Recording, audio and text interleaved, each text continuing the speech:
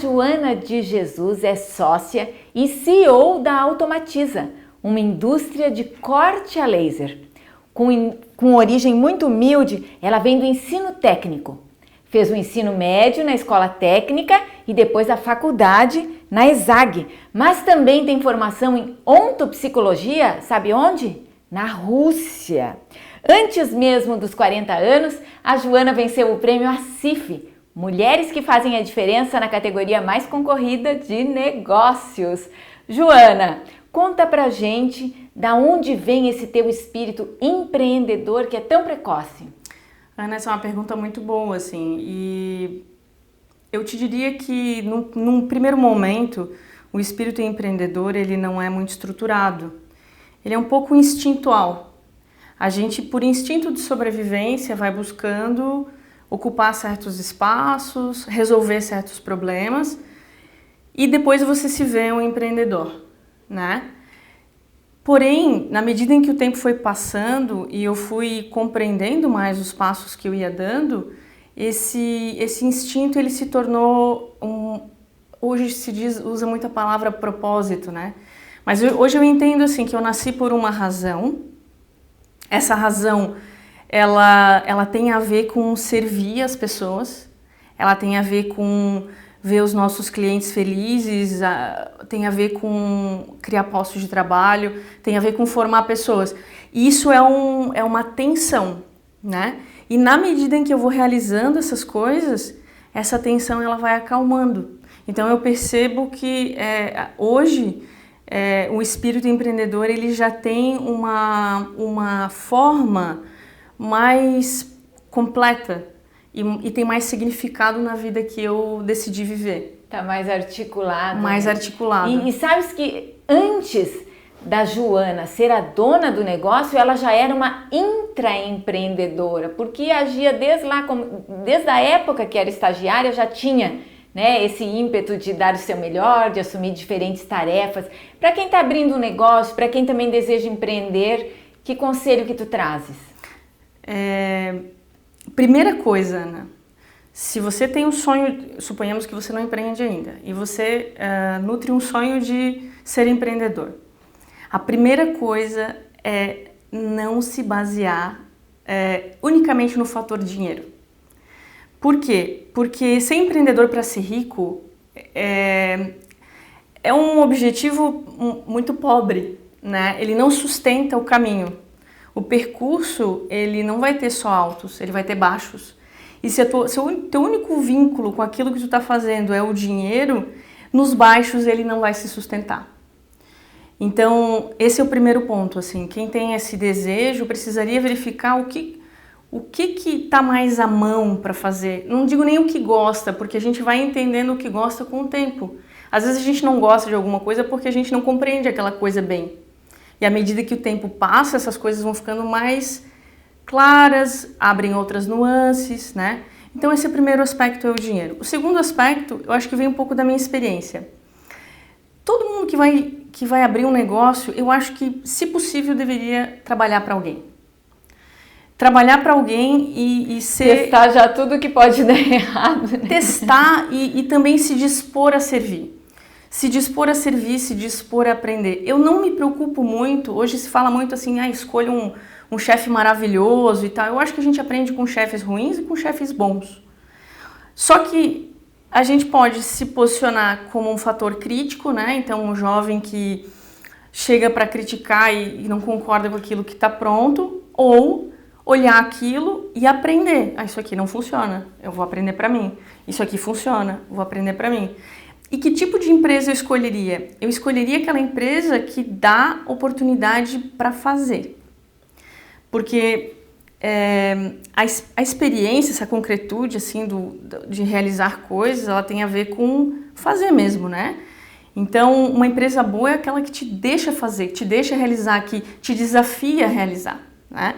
Então, eu daria esses dois, se é que eu posso chamar de conselho, essas duas orientações para quem vislumbra a ideia de empreender. E aí esse sujeito que foi lá, que consolidou uma experiência, que trabalhou para alguém, que foi um colaborador que sofreu as coisas que ele achou que não estavam boas.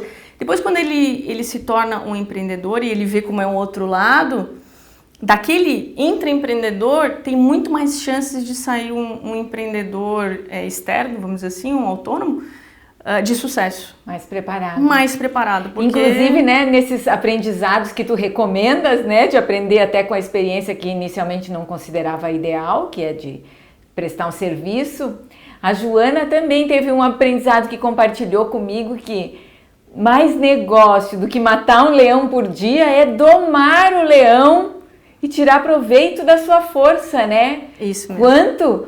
Quanta lógica que tem por trás disso. Tem lógica e tem, na verdade, a experiência, né? Tu pode transformar vou dar um exemplo no mundo dos negócios, tu pode transformar um concorrente num parceiro, um inimigo num amigo, qualquer ameaça que você tem no teu um colaborador desmotivado num colaborador que promove o teu negócio, ou um sócio, né? Ou alguém que não está feliz na tua empresa, mas sai e presta um serviço para ti. Então as relações elas podem ser transformadas, sabe? A gente consegue transformar realidades que são ruins em realidades que são boas. Vou até te dar um exemplo da Joana de Jesus, que pegou a pandemia, né, Joana? E gerou novos negócios. Como é que foi a pandemia para a Automatiza? Foi uma escola, desafiou a nossa gestão, desafiou a nossa equipe, desafiou o nosso modelo de negócios. Mas o que a gente fez, né, Ana? A gente saiu de uma situação onde a empresa ficou praticamente vazia e nós fomos... Vazia por força maior, né? Pelo decreto. Por força maior, por decreto, por não ter negócios para fazer também, né? Porque os clientes estavam parados. Então a gente se posicionou de uma forma, primeiro, dando o apoio emocional para a equipe, que também estavam assustados, era uma coisa nova. A partir disso a gente pôde contar com a equipe para contribuir, para mudar o cenário, e a gente então se posicionou diante daquele caos como um agente colaborador. E nós entendemos que a gente podia contribuir. E como é que a gente contribuiu? Fabricando máquinas que fazem máscaras cirúrgicas. Um problema enorme no Brasil, não tinha como importar, né? E hoje nossas máquinas fazem centenas de milhares de máscaras e a gente entende que está contribuindo a salvar vidas no processo que é tão hostil como que a gente viveu no ano passado e ainda vive um pouco hoje, né? Então, de fato, a gente transformou o limão numa limonada. Gerou empregos. Gerou empregos e saímos de uma situação de empresa vazia para uma nova sede com o dobro de capacidade produtiva do que nós tínhamos no ano passado, né? E isso com menos de 40 anos. Joana, CEO da Automatiza, e para ti particularmente, que legado que a pandemia deixa? Ana, primeira coisa que eu aprendi é que o medo pode ser um paralisador e também pode matar. O medo, ele às vezes mata até mesmo mais que um vírus, né? Então, para uma pessoa que está numa posição de liderança, é muito importante administrar o medo, né? Não dá para combater, mas dá para administrar o medo, para que tu estejas com uma inteligência disponível para fazer o que tu tens que fazer, que é resolver os problemas. Então, não ter medo não significa ser irresponsável, mas sim de sair de uma posição passiva para uma posição ativa, primeiro ponto. Segundo ponto, a importância de desenvolver empatia, sabe? E de cada vez mais nutrir essas relações humanas que a gente tem. No final, a gente faz as coisas para isso, né? Para uma outra pessoa, para um outro grupo de pessoas. Então, essa empatia gerou na gente, nos nossos clientes, nos nossos colaboradores, um vínculo muito mais forte. Muito mais forte. Terceiro ponto é que a gente não pode estar alheio à política, né? Durante a pandemia, eu iniciei a participação no Grupo Reage Santa Catarina, que é um grupo de entidades que quer contribuir com o ambiente político, né? Não criticar, mas contribuir. E também Reage Brasil, que também é um movimento inspirado no Reage Santa Catarina, que tem o mesmo propósito. E quem sabe a gente pode ajudar a formar políticos para o futuro que sejam cada vez mais capazes de passar por situações de crise como essas, né? Em último ponto, que eu me dei conta, né, eu acho que tu deves perceber isso pelo fato de teres empreendido esse livro, qual que é a importância do líder, do sujeito líder, né?